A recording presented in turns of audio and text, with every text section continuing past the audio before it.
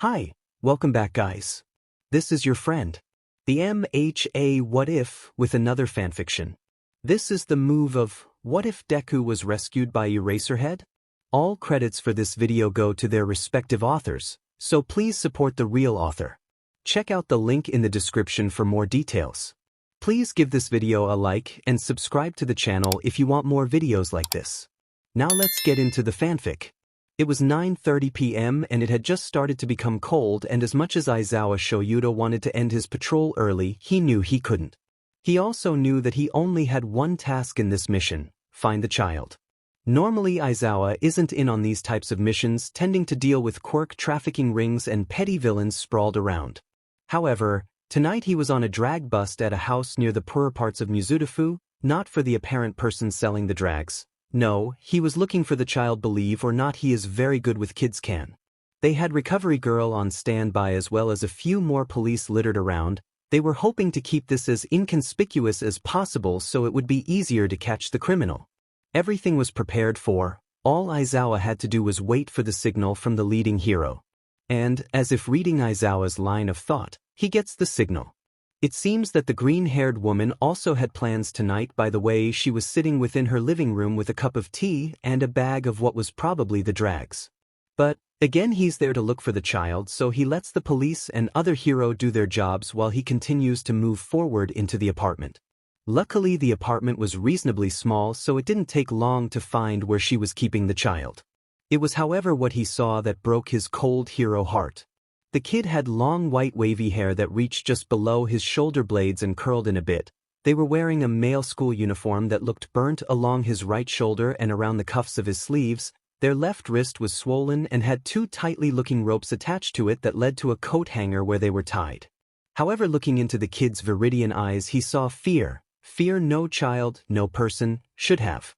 Aizawa sat crossed-legged in front of the child to make himself look less threatening when he noticed the kid has fox ears, most likely a fennec fox if he had to guess, and 9 tails. 2 wrapped around his waist and the others moving around him defensively, but one always staying close to his neck. He looked akin to a cornered animal, and that just breaks Aizawa's heart even more, because nobody should be put in this position, even villains. He takes a moment to survey the child one more time before starting to speak. "I'm Eraserhead, I'm going to get those ropes off you, okay?" He wants to give the kid a chance to trust him before he does anything, so he hopefully wouldn't panic. Fortunately, the kid looks up, also surveying him before giving a small, jerky nod to the hero. So with permission granted, Aizawa immediately gets to work and grabs his knife to cut the rope as close as he dared to go to the kid at the moment. He knew they would have to attempt to cut the rest away, but for now he needs to focus on not frightening the child too much. Understandably, the kid immediately jerks his swollen hand away from him and looks at him. He wasn't sure if it was relief or fear in his eyes anymore. He hopes it's the former, but he just couldn't be sure. Aizawa decides that he doesn't want to risk it and moves back to where he was before. "Do you think you can give me a name to call you, kid?" Aizawa asks softly. He didn't want to scare the kid. The commotion in the living room was loud and probably wasn't helping. Izuku signs. He was glad he learnt sign language for his husband, or else he might have been in massive trouble if he couldn't understand him. "Well, Izuku, would you be okay if I carried you outside to get you checked out?" Sensing the rising fear of the poor child, he quickly adds, "Don't worry, if it helps I can be there with you, if you'd like."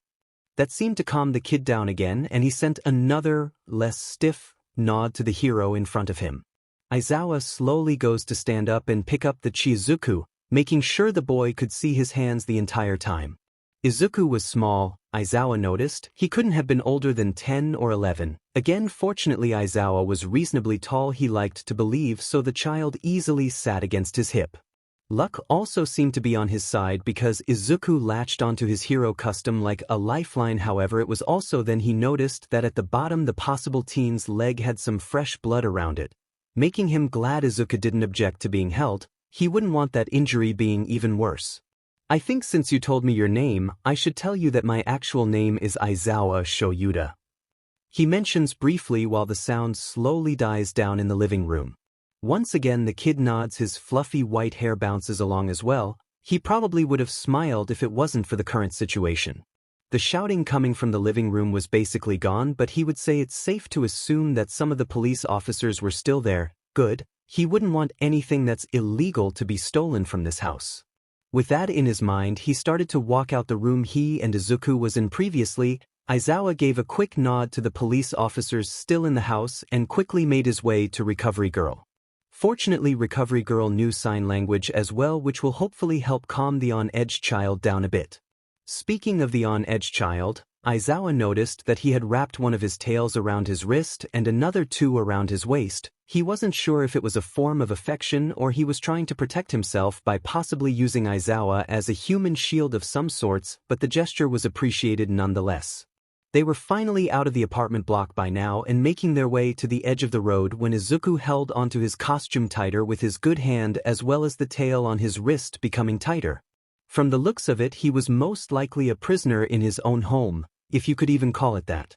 They finally reached Recovery Girl, and it was painfully clear that Izuku wasn't going to let go of the underground hero anytime soon, even with Aizawa's soft murmuring to try and coax the boy onto a compactable bed. Izuku just closed his eyes and shook his head rapidly.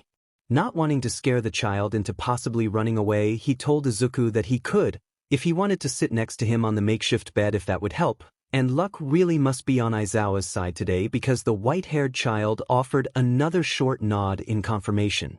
Honestly, that melted Aizawa's heart a little, knowing the boy had put so much trust into him already. Not that he'd dare tell anyone that Aizawa was not soft.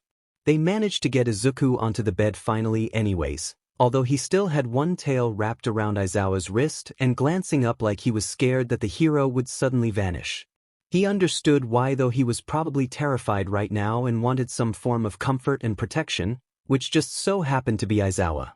The underground hero also noticed that he never got Izuku's age. He just assumed that he was 10 or 11.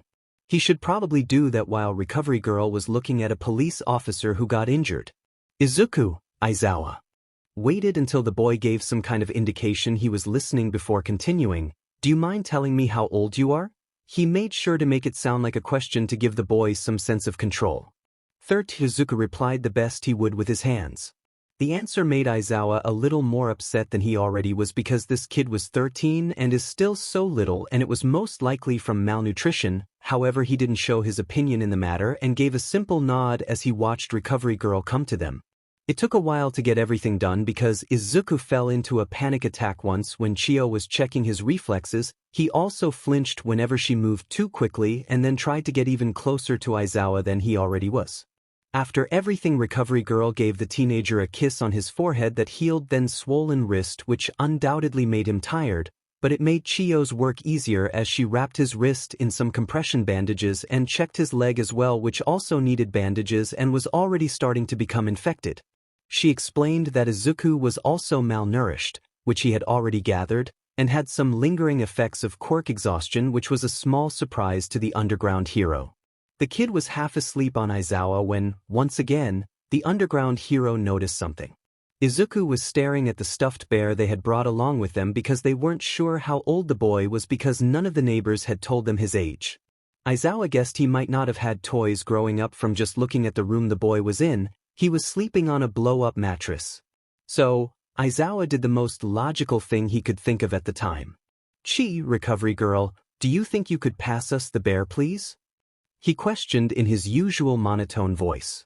At first she looked confused, but when noticing the boy's stare while he was half asleep, she nodded and went to get the stuffed animal.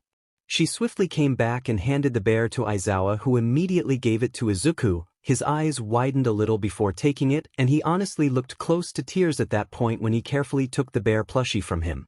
It obviously meant a lot to the boy, the small gesture, which again was a little sad. Just how little care did the boy get? He was brought out of his musings by Chiyo harshly tapping on his other arm, the one not wrapped up in a foxtail. He looked at her and she had one of her serious faces on. "The police just got off the phone with the boy's father. He wants nothing to do with the kid," she stated. Aizawa knew that meant the terrified teen would go into the foster system, but the thought of that didn't sit right with him, so he made up his decision right there and then. "I'll adopt him," he almost immediately replied. He knew his husband wouldn't mind, seeing as he had told Aizawa he wanted to adopt a couple of times. "If you're sure," was all Recovery Girl said before once again walking off, probably telling the police officers that Izuku would be staying with him. Speaking of staying with him, he should probably tell his husband. So he quickly brought out his phone to send a quick text. How would you feel about adopting? I'll adopt him. He almost immediately replied. He knew his husband wouldn't mind, seeing as he had told Aizawa he wanted to adopt a couple of times. If you're sure, was all Recovery Girl said before once again walking off, probably telling the police officers that Izuku would be staying with him. Speaking of staying with him, he should probably tell his husband. So he quickly brought out his phone to send a quick text. How would you feel about adopting? Shoyuta logically knew his husband was probably rereading his text multiple times, so he took the opportunity to look at the kid in question. He had been surprisingly quiet even if the kid hasn't spoken yet. His question was answered when he noticed the child was asleep on him. Shoyuta noticed the boy was unnaturally light when he was picking him up, but he weighed hardly anything if he could just fall asleep, and the underground hero couldn't notice. The adrenaline jolt was dying down now, and he felt he could really think about what just happened, not essentially adopting a kid, but what conditions the kid was in. The rest of the rope was taken off his wrist, and all there was now were rope burns under bandages. Chio said they wouldn't scar, thankfully. They also managed to take the kid's gakuren off, leaving his white slightly charred shirt on. Then there was the room they were in, and that was another can of worms in itself. He was brought out of his thoughts by his phone vibrating in one of his pockets. Shoyuta knew it was his husband bombarding him with a million different questions. He huffed fondly at the thought and took his phone out to see. Coffee addict, how would you feel about adopting? Morning alarm, I'm good with it. Morning alarm, wait. Morning alarm, did you meet someone? Morning alarm, show who's the lil listener. Morning alarm, how old are they? Morning alarm, what do they like? Morning alarm, do they know who I am? He decided to stop his husband's text tangent there. Coffee addict, it's the kid from the mission I told you about. His name's Izuku, and he's 13. No, he doesn't know who you are, he is currently sleeping. Morning alarm. Morning alarm. I'll see you and hopefully the little listener soon. After getting the okay from Hizashi, he went to think about the next thing. Izuku had nothing to wear, other the school clothes he had on. Shoyuta would have to go to the police department anyways to enact his emergency fostering license and get an actual rundown from the medical side of things by Chio, so maybe they had clothes to spare there? He'd hope so. They didn't really have anything for the boy, not even shoes. Nodding to himself, he got to work. The kid can stay asleep until they head out of the police department and to his and Zashi's house. No point adding unnecessary stress onto Izuku. The pale-skinned, white-haired boy was limp in his hold, still clutching the stuffed bear. It was cute, and Shoyuta could tell he was already getting attached. He made his way over to Recovery Girl and slid into the back seat with Izuku while she went into the front seat next to the other hero. The ride wasn't long, but no one said anything, which in Aizawa's opinion made the atmosphere very awkward. Once at the police department, he handed the kid to Tsukachi for him to find some clothes to fit Izuku, while he went with Chio to get a welfare update on Izuku, as well as write his brief statement on what he found. Rounding the corner, he and Chio found themselves in an empty meeting room sitting across a table from each other. I don't think I need to tell you that boy is extremely underweight for his age. Recovery Girl started off. Shoyuta grunted, in response, wanting to get into the parts he doesn't know. Recovery Girl just sighed, shaking her head. I healed him the best I could, but he was already exhausted, so I couldn't do much without compromising his health even more. She continued on, anyways, his swollen wrist was also dislocated to that's been healed, and the cut on his lower leg has been partially healed, so it won't need stitches, nor should it scar if he lets it heal properly. Eraserhead could tell she had more to say, so he kept quiet and impatiently waited for her to continue on. You should change the bandages tomorrow when he wakes up, and I'll give you a strict diet for him to follow. If he doesn't or cannot eat it, then we'll have no choice but to put a temporary feeding tube in. She sighed again. The hero simply nodded his head in understanding. He could tell Recovery Girl had finished, and while the feeding tube wasn't ideal, the boy was incredibly light, almost as if holding 2 pieces of paper. Thank you, Shoyuta eventually replied, bowing his head. The heroine simply waved him off and got up to do her own statement in another room, leaving Aizawa to himself. It took another half-hour to finish his statement before finally being able to leave. He handed his statement in and went to find Tsukachi, who had Izuku and fingers crossed some clothes as well. He found the detective fairly swiftly with the fox boy leaning against him, and luck must really be on his side today because he also had a small bag of clothes with him, and a bunny plushie too. He thanked the detective and went to pick up the kid and the clothes to try and gently coax the wide awake again. "Hey kid, Izuku, could you wake up for us please?" "Thanks kiddo," Shoyuta whispered in his softest voice possible, but the kid also seemed to be a light sleeper which helped. "I've got some clothes you can put on before you head over to my place with my husband, if that's all right." He continued in his gentle tone. The kid nodded, still clutching the bear plushie, and grabbed the clothes, tiredly limping over to a bathroom to put whatever clothes the detective had given him on. It took another 15 minutes for the kid to be finished, which he spent talking to Tsukachi about fostering and potentially adopting Izuku. The kid still seemed tired but a bit more awake than before, so that's good at least. He was wearing a soft light gray knitted jumper and a pair of black shorts with his tails poking out, but no shoes or socks. Either the kid hated them or they didn't have any that would fit. If he had to guess, he'd say the former. Honestly, it wasn't the worst fashion taste he'd seen in his life. "Hey kiddo, ready to come back with me?" Shoyuta asked. He knew it was important to give abuse victims some control in situations like these. Hopefully it will calm the still-on-edge teen down some. All he got was another nod in response, his long wave hair following the movement. Aizawa went to scoop up the kid, who almost immediately latched onto him again, warming his heart just a little. He thanked the officers and detective before leaving the place, teenager and all. To say Hisashi was excited would be an understatement. He was ecstatic. While Sho never disagreed with adopting a kid, he wasn't entirely on board either, now though his wonderful husband had asked him. A million thoughts were racing through his mind right now, waiting for the front door to open in their two-bedroom apartment flat. He wanted to meet the lil listener and hopefully gain his trust, enough to make him want to stay anyways. He was getting off topic. The point was he just couldn't wait. Almost as if some kind of external forces were listening, he heard the front door open and a pair of feet shuffling inside, whispering to someone. Hisashi braced himself, excitement overflowing throughout him. Then he saw his husband carrying the small teenager on his hip, and he almost squealed at the sight he saw. The teenager's fox ears were pinned to his head and two of his tails wrapped around each of Sho's wrists, another two wrapping around his waist, meeting each other at the back. One was draped carefully around the little listener's neck while four more were nervously swishing around. One hand was attached to the man's capture scarf whilst the other had two plushies, one brown bear that had coarse fur and another soft white rabbit that matched the kid's wavy hair. His pale face had freckles across his cheeks, making it look like he had a galaxy on his face. Shoyuta let Izuku down, but the nervous boy didn't stray too far. His tails did unwind him from their embrace though, except one which remained around Shuta's wrist.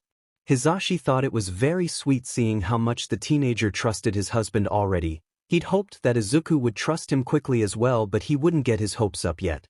He knelt down in front of the teenager, making him shorter than the boy, refusing to make eye contact with him. He gave him a soft smile before introducing himself. "Hey little listener, I'm Yamada Hisashi, but you can call me Hisashi or Zashi if you'd like." He kept his voice down so as to not scare the teenager. The kid signed back with one hand, still looking at the ground. "Well Izuku, are you hungry? I'm sure we can make you something." The boy in question gave a barely noticeable nod in response to his question.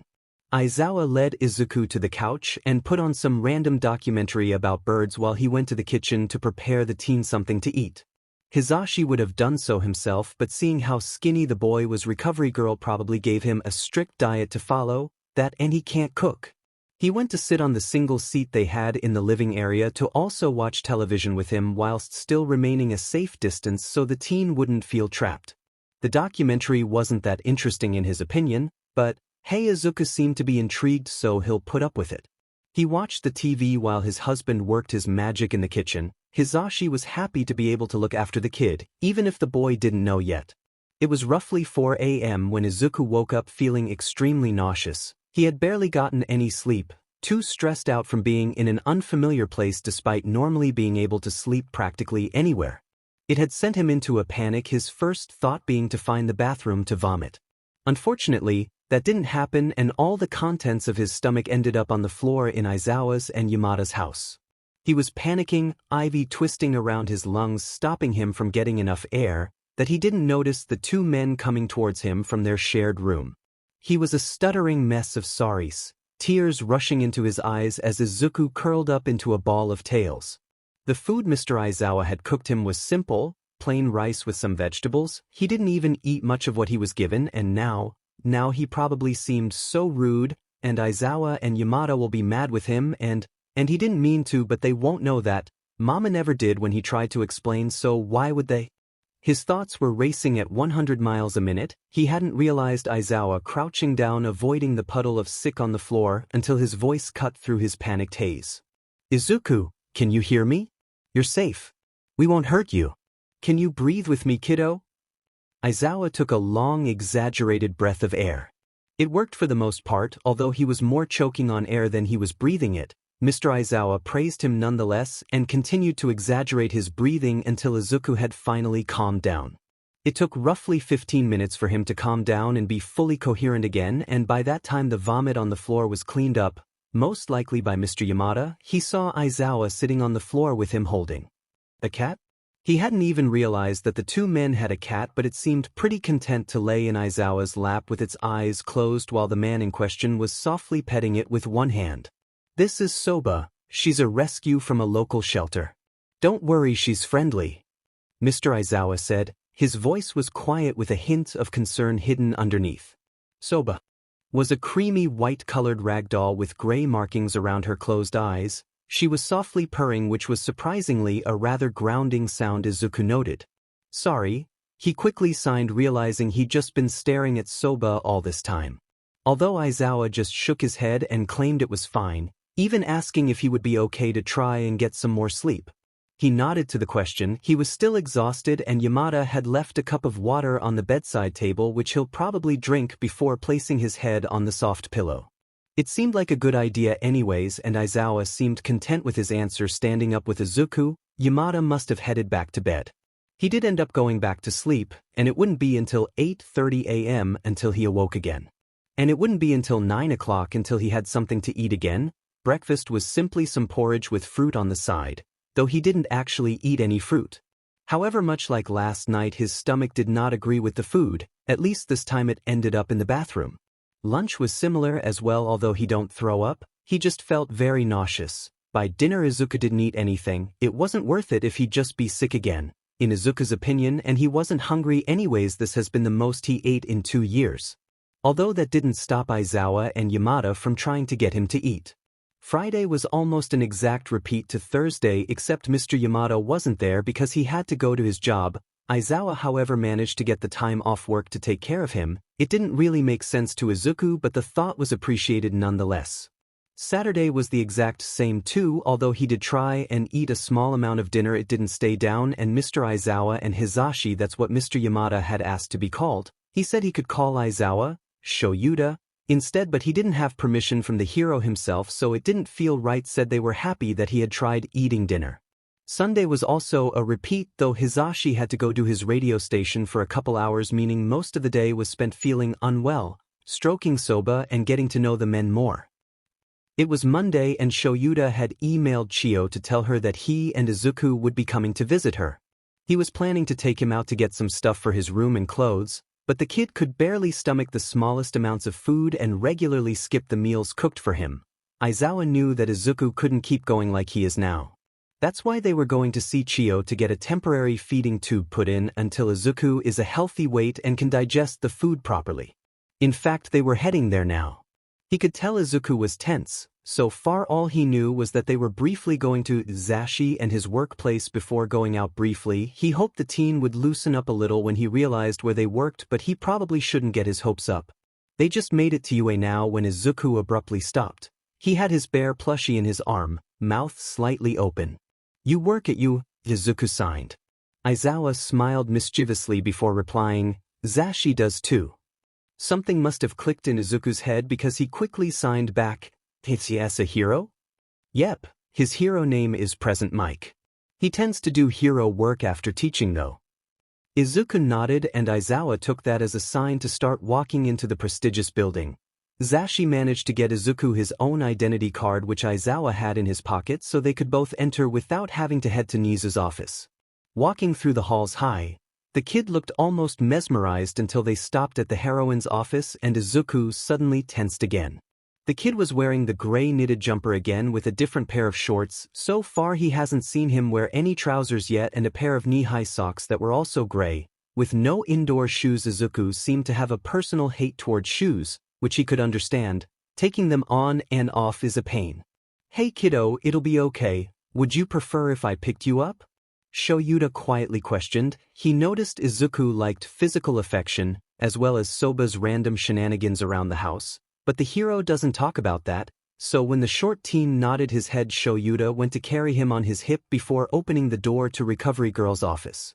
He could see her on the last bed with all her medical supplies out ready, so he quickly ushered his way as to not keep the older heroine waiting. She smiled softly as he sat down with Izuku, although he doubted that he could get him off his lap, so he didn't bother asking, and Chiyo seemed to understand.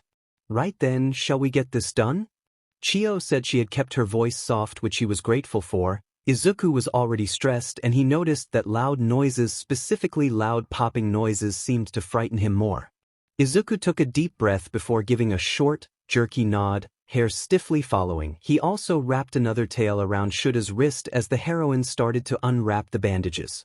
Recovery Girl gave a quick kiss to his forehead, healing the rest of his injuries and knocking the kid asleep, making it easier for Chiyo to place the feeding tube in.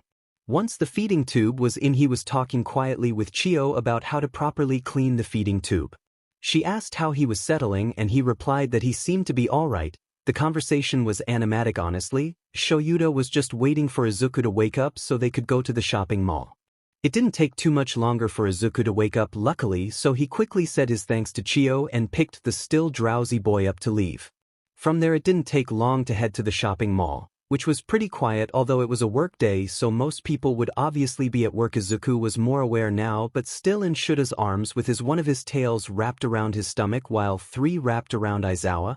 The rest were simply drooping down. The fox boy looked slightly uncomfortable, which wasn't too surprising, but he was hoping that this trip would take his mind off of things.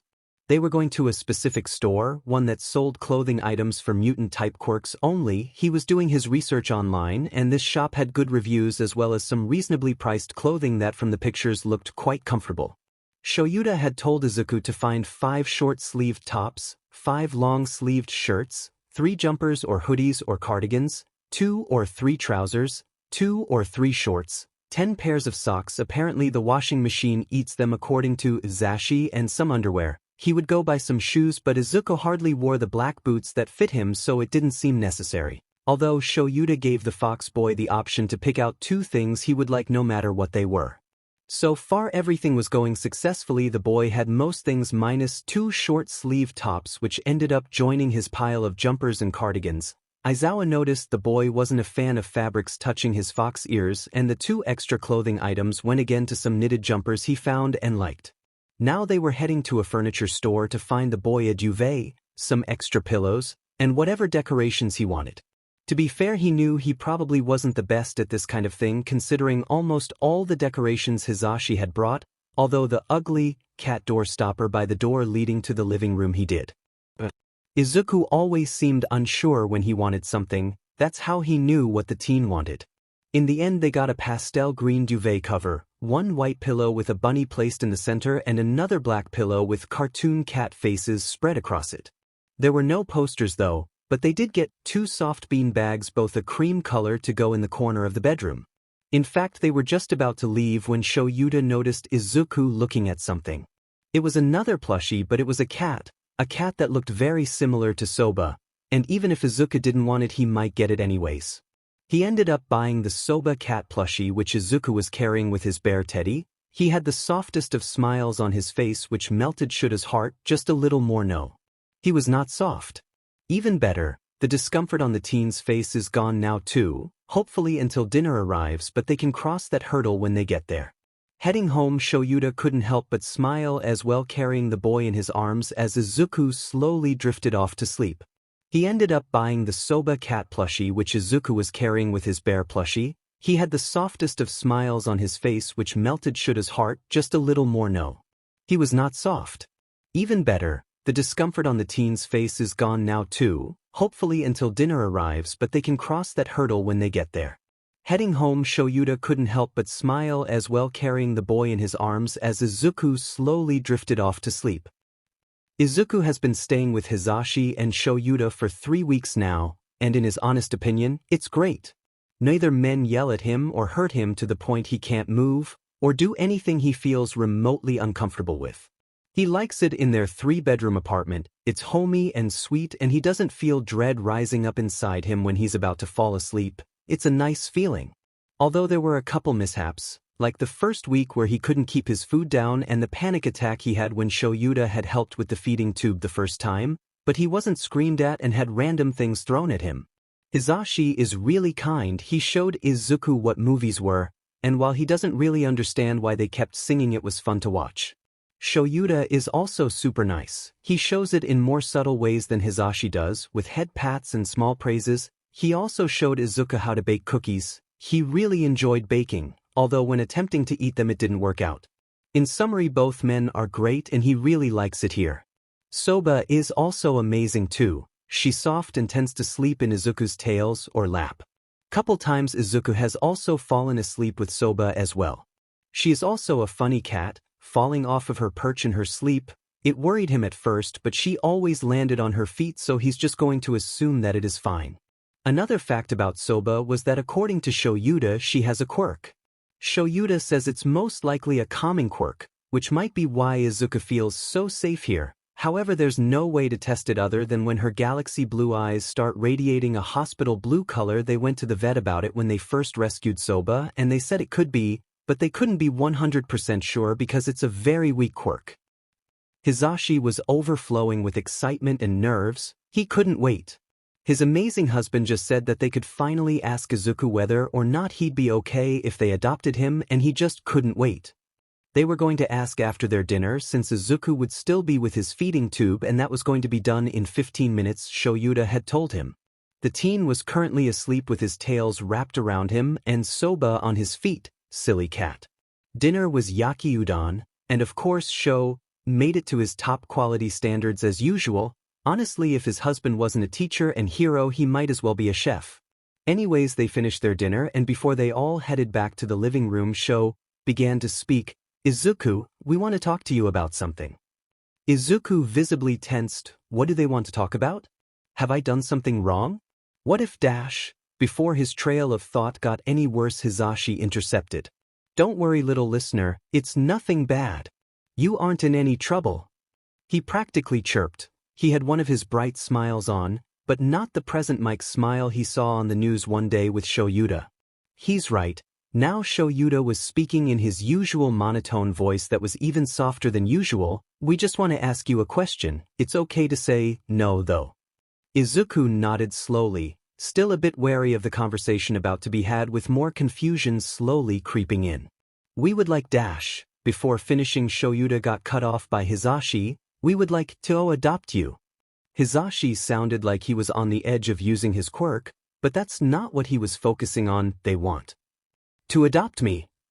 Only if that's okay with dash. Once again, Shoyuta didn't get the chance to finish his sentence as Izuku promptly started sobbing.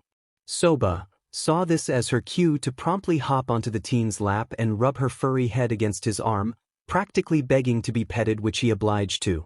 It took a while for Izuku to calm down into sniffles while both men awkwardly sat there, not entirely sure what to do and occasionally sending worried glances to each other. With another quiet sniffle, Izuku softly nodded his head.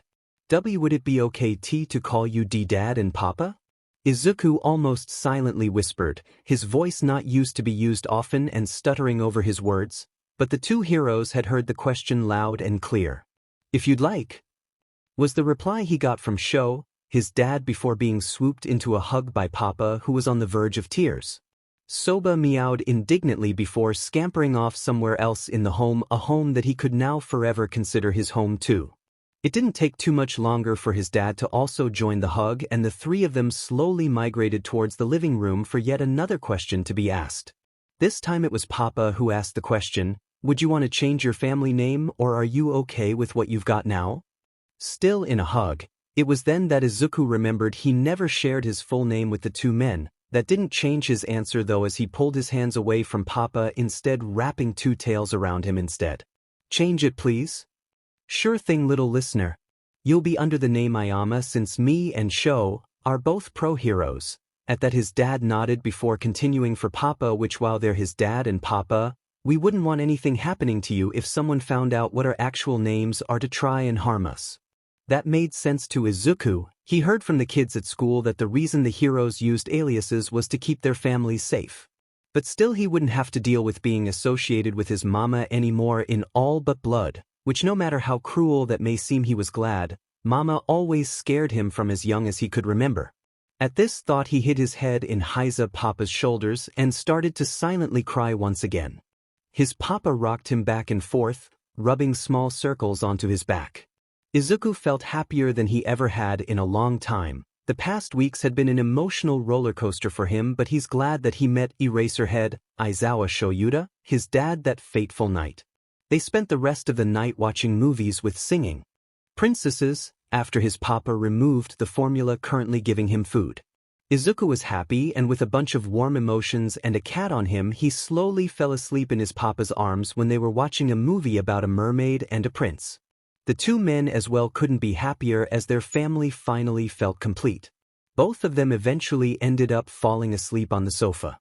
In another house in Mizudafu, the same things could not be said about one of their residents.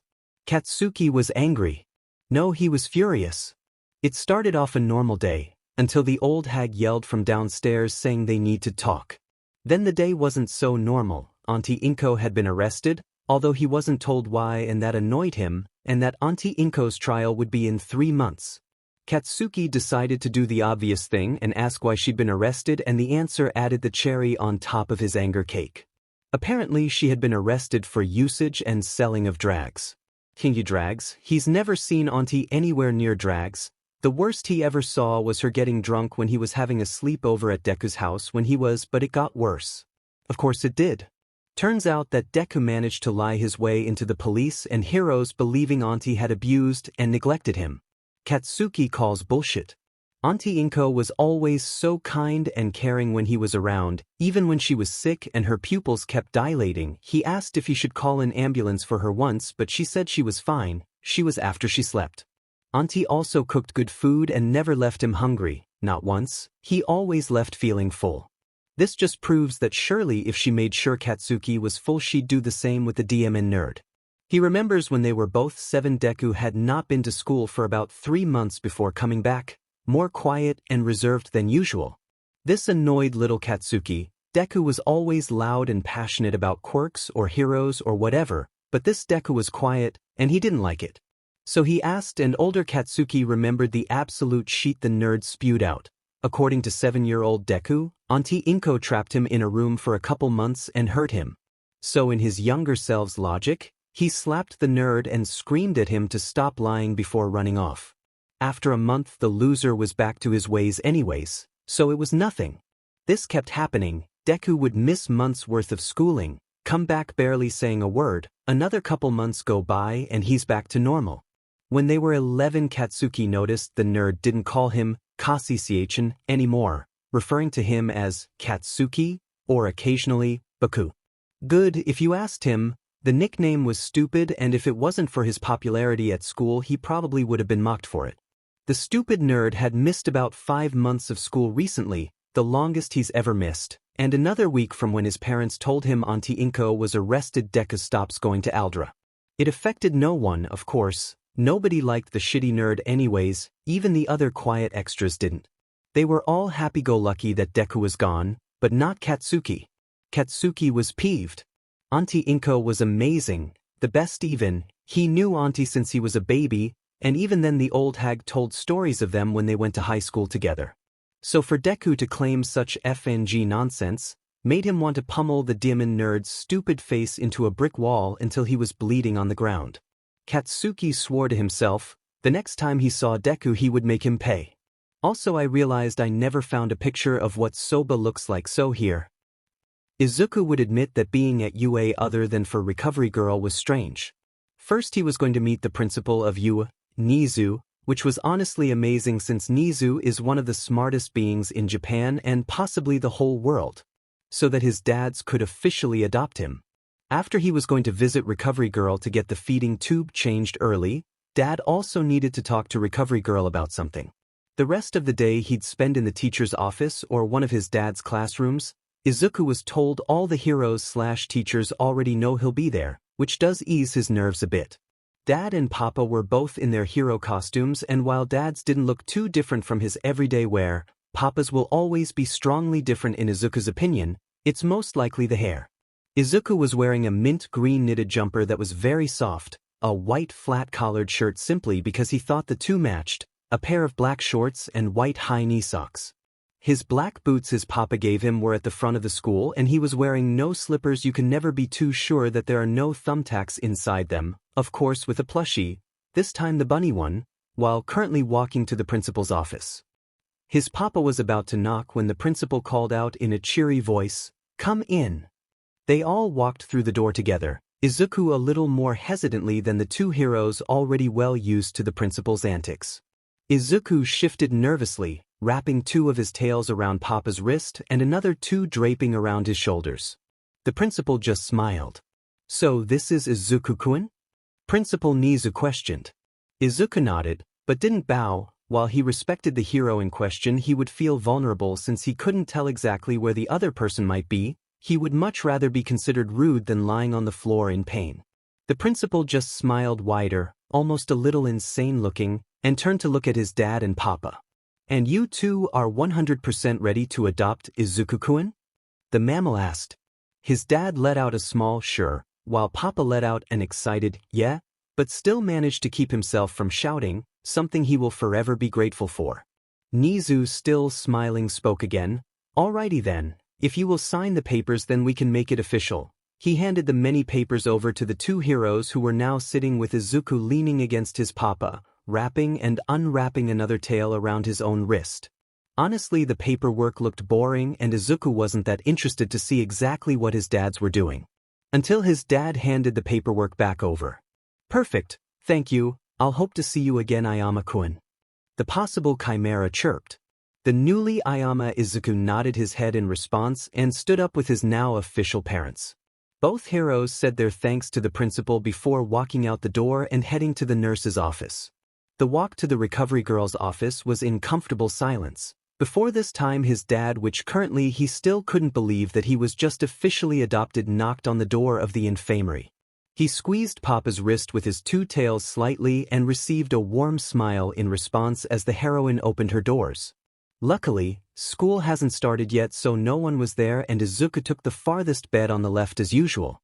All of his injuries were healed, only the scars remaining, for instance the one on his neck leading down his right shoulder and ending at the elbow from the kid that went to his old school, since he's now being homeschooled, with a spike quirk, apart from the feeding tube heading down his nose. Recovery Girl smiled warmly, much different from the principal's. "Ready?" she asked softly, but still clear. He squeezed his papa's wrist again since he was currently on his dad's lap again and nodded. His head silently. The older woman's smile turned slightly softer, probably sensing his slight discomfort, and got to work. He wasn't sure how long it took to replace his feeding tube, but once he was done he left with Papa out of her office. Much to his enjoyment, he also got a strawberry and cream-flavored lollipop. She's been giving him these after figuring out that those were his favorite from the 3 flavors he's ever tried. Shoyuta had purposely not told Izuku why he was staying with Chio because he didn't want to worry the 9-tailed boy with his concerns, but, well, he was concerned. Specifically about said 9-tailed boy and his problems with eating. So far he's managed to stomach half a sandwich, lollipops, and barely a fifth of Nabemono. To say he wasn't concerned was a complete lie. "What did you want to talk about, Aizawa?"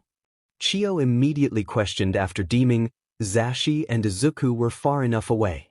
She went to sit opposite him after she had finished cleaning up her medical tools. He took a deep breath before replying, still in his monotone voice. "I'm concerned," Chio hummed, temporarily cutting Shoyuta off, "about Izuku. He can hardly stomach anything.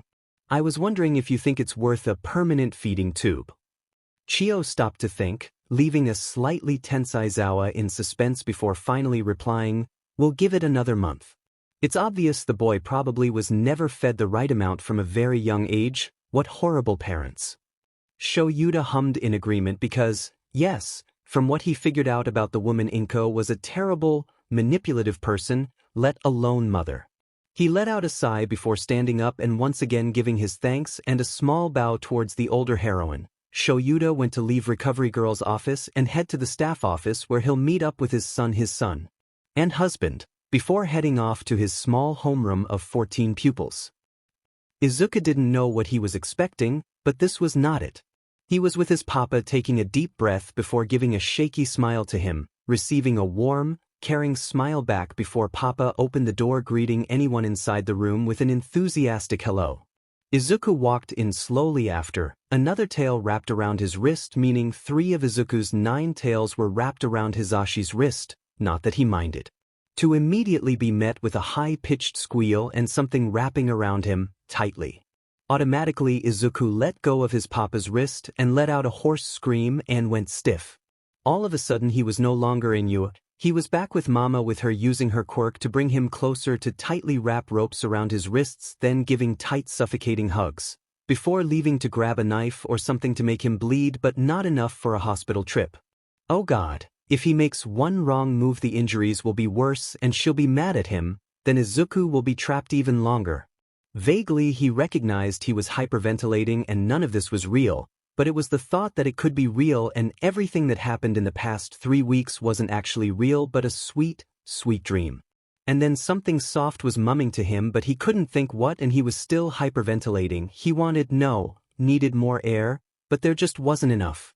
And then something was holding his hands, rubbing softly but still applying pressure, and that was something to focus on, so he focused on that instead of his spiraling thoughts. "Hey, kiddo, Izuku, I need you to follow my breathing. You can do that." The voice was rough and was breathing in a deep breath. And, yeah, Izuku could do that. He followed, slightly choking on the air but still being praised nonetheless. It took another half hour for Izuku's breathing to be less erratic, if a little shaky. "Hey Izuku, you with us again?" Izuku looked up from where he was on the ground. When had he sat on the ground? He blinked owlishly, noticing that his dad was here and Papa was slightly further away but still near enough to see him. Standing next to him was another person, a lady with dark purple-blue hair and what looks to be a leotard-type thing on, the pro-hero Midnight? He knew Midnight worked at UA, so that would make the most sense. Remembering he still had to answer his dad's question, he nodded before settling his head on Dad's shoulder, wrapping 4 out of 9 tails around him and his hero, Shoyuta, his dad. When did he even get onto his lap again? In response, his dad chuffed softly before carefully wrapping his arms around him as well. "Wanna talk about it, kid?" Shoyuta questioned, impossibly soft, shocking the few teachers who didn't have a homeroom and Midnight at the usually rough-spoken man's tone. His kid shook his head lightly before trying to bury his head deeper into his capture weapon. Shoyuta simply hummed in response, "That's all right, you're already doing such a good job today." His voice was still soft, rocking slowly back and forth with a ball of white, wavy furred tails and a teen on his lap. If Izuku wrapped another tail around his dad, then Hisashi definitely isn't taking pictures of it. "Oh no, of course not. Wanna talk about it, kid?" Shoyuta questioned, impossibly soft, shocking the few teachers who didn't have a homeroom and Midnight at the usually rough-spoken man's tone. His kid shook his head lightly before trying to bury his head deeper into his capture weapon. Shoyuta simply hummed in response, "That's all right, you're already doing such a good job today." His voice was still soft, rocking slowly back and forth with a ball of white, wavy furred tails and a teen on his lap. If Izuku wrapped another tail around his dad, then Hisashi definitely isn't taking pictures of it. "Oh no, of course not." Now normally Shoyuta wouldn't mind his kid clinging off him for the next hour or so. But there was a small problem. He had to go to his homeroom soon. Actually, he should get going now. He could leave Izuku with Zashi, who finally stopped taking pictures, but he too had a homeroom and his class were most likely going to be louder. Not what Izuku would need. He could offer though. "Hey kiddo, me and Zashi need to head to our homerooms. Would you prefer to go with Zashi or stay with me?" Don't worry, no one's going to be upset with you. Shoyuta spoke clearly, slightly rushing his words. The white-haired boy just clung tighter towards him. He'll guess that means stay with him. You want to stay with me? A nod. Okay, we can do that, but we need to get going. He went to stand, sending an apologetic look towards Zashi. While Izuku didn't hate or feel uncomfortable around his husband, they both knew he felt more comfortable around Shoyuta after panic attacks or the like, most likely because he rescued the boy. Maybe he'll talk to Inui about that. Zashi simply nodded his head with a soft smile in understanding. What had he done to deserve such a wonderful husband? Izuku still clung onto him even when they were nearing Class 1A. It was definitely sweet and Shoyuta didn't mind, however his homeroom most definitely will. So, with that in mind, he mentally prepared himself for the onslaughts of questions about to come barreling his way. Particularly by one Nijire Hadu. They made their way toward the classroom. Shoyuta only stopping when they got there. That was when Izuku finally peeked upwards, hair all in his face. Maybe he could convince Izuku to let one of them tie his hair up. He knows that Zashi can do braids and sheet from his capture. Weapon. Hey kiddo, we're at my homeroom now. Be prepared, it might get a bit loud. I've got some noise-canceling headphones that should work with your fox ears. Shouts whispered to the teen. Once again Hizashi had been amazing and brought a couple custom-made ones after figuring out their kid wasn't a fan of loud noises. The kid in question pondered for a bit before nodding his head in response. Which he was honestly a bit glad about. He would prefer the poor child not having a second panic attack so early in the morning. He reached into one of his pockets to collect the headphones. They had been specifically made to become compact when needed. They also could slightly adjust the way the headband bent, meaning it would hopefully fit the fox-eared teen. He gently placed the headphones on Izuku's head and they did fit, albeit they looked a little odd, but that wasn't the point. They fit and that's all that mattered. Comfortable? He quickly asked. The nine-tailed teen didn't say anything in reply but did nod his head. Getting essentially the go-ahead, he braces himself one final time before entering the classroom. Izuku's head already buried in capture weapon and 5 tails wrapping around him. And before he even got a word out, the 14 pupils of Class 1A started bombarding the hero with questions. Is that a kid? Why is Aizawa-sensei with a kid? Do you think the kid's his? I wouldn't, Ave thought so. Look at him. Don't you think it's strange Aizawa's got a child with him? I wonder what their name is? Do you think they watched the sports festival? I wonder if his quirk is just tails? Is he asleep? Of course Nijire. Although that last part had confused him, was his child asleep? Looking down, yes, in fact Izuku was asleep, clutching tightly his rabbit teddy and Shuta's jumpsuit. He sighed knowing that his current hellspawn probably won't shut up about this unless he answers some of their questions. Did he really need to have any pupils this year? Alright, you lot can ask 3 questions between the lot of you. No more. He spoke for the first time in his usual monotone voice, slightly adjusting the teen on his hips while he was at it. Almost immediately hands shot up in the air. He was almost afraid how quickly their hands were up that their arms would fall off in the process. Looking round, even some of the quieter heroes in training had put their hands up, none of course more energetically than one Nijire had. He'll go to her last, so some of the other teens got a chance to ask their question. Yamamoto. The gray-haired boy stuttered a bit, surprised to be called on before answering. They your kid? Yamamoto finally asked. Maybe he is, maybe he isn't. Excuse him for being cryptic, but he'd prefer he kept his marriage a secret, and that would mean being aloof to him potentially having a child.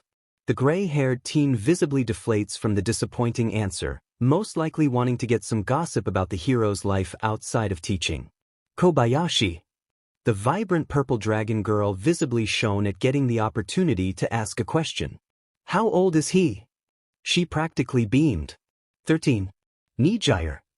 The light blue-haired teen looked about to burst with their question, and he would prefer to start homeroom sooner rather than later. What's with the tube thingy and headphones? Of course, one of the most curious people he knew would ask a less generic question. The headphones help cancel out some of the noise. He decided to inform the girl. But that doesn't answer all of my question. Technically you asked 2 questions. Moving on. Homeroom went relatively smoothly afterwards. Other than Izuku waking up for a short while, He didn't say anything though, like usual, and half stared at his small class, sleep still evident.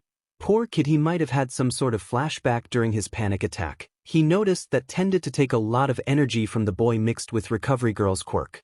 5 minutes later and Izuku was promptly back to sleep. His kid could literally sleep anywhere. Fortunately for Shoyuta, he didn't have any classes until the afternoon, unlike his husband. And the only lesson he does have to teach his husband has off. So he'll quite happily nap until Izuku wakes up again, or he gets hungry and wants a juice pack. Yeah, he'll do that. He should probably speak with Namuri as well, make sure she knows it wasn't entirely her fault for sending his son. He's gotten used to that way to quickly, probably into a panic state. But first nap. He's got his priorities after all. Hisashi, as much as he loves teaching, is quite excited for the 2 lessons he's got off today. His husband texted after his homeroom to inform him that Izuku should probably be up and running by the time lunch rolls around and he gets his 2 lessons free, which is great news to him. Basically the day kinda needs to go quicker, please and thank you. He might have to talk to Namuri too. She obviously felt bad after panicking the fox boy, and while he's sure that Shoyuta would hopefully tell her it's fine, he knows Sho well enough that there's a high chance he will probably forget. Like the shopping list. Lunch finally comes, and when heading to the staff faculty office he notices Nem also heading there with a perplexed look on her face. Logically he runs up to meet with his high school friend. Hey, he greets in his out-of-hero work voice. Namuri looks up almost surprised at seeing him. She really isn't midnight at the moment. Hi, Zashi. Look, I'm really sorry about this morning. The English teacher can tell that she means it, so simply waves it off. No point holding grudges after all. It's fine. Besides, you obviously didn't mean to. I know, but I still feel bad, you know? And he does know because the first couple of days of having Izuku he felt useless. His kid hadn't opened up as easily to him as he did with Shoyuta, so he couldn't be there unlike his husband during his panic attacks, or else it just sent the teens spiraling down farther. So yes, he does understand. He nods in understanding. Yeah, I get, yeah, but he wouldn't see it being your fault, so you shouldn't either. He flashes one of his brighter smiles to the heroine, who does smile back now. Does that mean I can still be honorary aunt? I don't see why not. This gets a large grin from his friend as they continue the rest of the walk bantering to each other. It didn't take too much longer until they made it to the faculty room. Namuri apologized to Shoyuta and Izuku, but both just brushed it off. Shoyuta shrugged his shoulders and Izuku slowly nodded his head, to be specific, while he sat down with his family as more and more teachers filed in. Watching Izuku was a bit strange if he was honest. The kid looked somewhere between awe or fear. He would probably assume the fear is from not knowing the heroes and his trauma from being with his mum. Snipe even waved to him, which caused the 9-tailed teen to startle and give a hesitant wave back. It was nice to see if he's honest. He ate his lunch made by Lunch Rush, while talking to his husband, eating an apple-flavored jelly pack and kid, while also marking a bunch of pop quizzes from the second-year business course. He could easily get used to the atmosphere in the staff room forever. It's friendly, and whilst his kid looked a little on edge, it didn't seem like he was uncomfortable, so he'd take that as a win. His husband seemed to as well. The rest of the day at school was spent teaching Izuku maths until Sho had to go to his heroics class, and then teaching bits of English after, not an entire lesson of English but half a lesson, before finishing off with some history about heroes. They were in a hero school after all. Once the day was officially over and the family of 3 were heading back to their 2-bedroom apartment, a faint voice could be heard in the back car he was driving. It was barely audible, but he and his husband heard it. His hearing aids are quite good after all. I would like to be a hero one day. It was said with little confidence, but that didn't matter too much. Looking briefly over to his husband, he knew that his husband was also thinking the same thing. They'd help Izuku. No matter what. Inko knew she was going to be imprisoned for a while. It was simply fact. She knows what she's done, and if she's going to be 100% honest, doesn't regret it either. Apparently, though, the police's evidence simply wasn't enough and they wanted her to say her crimes out loud. Plus, she couldn't even attempt lying because they've got a detective with a lie-detecting quirk, something to do with being related to a past trigger case. Which was maybe something she supplemented to the willing people. In her defense, though, she was a lot younger when Trigger was a major problem and Inko stopped with Trigger after a couple months of the business, it just wasn't worth the risk with it. To make matters worse or better, in the police's case, Izuku was found in a less than desirable position. And once again, that wasn't Inko's fault. True, she slapped the boy once or twice, and perhaps used a kitchen knife, and possibly she forced his quirk to manifest faster, and maybe she ignored every single time he came home bloody and bruised, and potentially she hadn't been feeding him properly since he was 5, to the point where if she did have to give him a semi-full meal he'd end up vomiting later. But the fact he was tied up with ropes wasn't her fault. He shouldn't have attempted to run a couple months ago, simple as that. Anyways, the detective has been trying to talk to her for 2 days every week for the past 4 weeks now. Inko could tell the man was getting desperate for her to reveal something. She had heard behind the temporary cell she was being kept in about ringing her husband. That wouldn't have worked. Whilst she loved Hisashi, Inko wasn't stupid enough to give herself in for the sake of true love. Besides, they probably would just get someone to mimic her Hisashi's voice on the other side of a phone. She made sure to let the little detective know that she would not be persuaded by their pleasant phone call. And she thought this integration would be the same. Until it wasn't. The detective sighed. Midoriya-san, is there any way we can get you to speak? She hummed in contemplation, a small smirk crossing her face. She could ask for her freedom, but she knows she won't get custody of Izuku, meaning if she did that, he gets off scot-free. It was technically his fault after all, plus she'd probably be arrested the moment she was released anyways.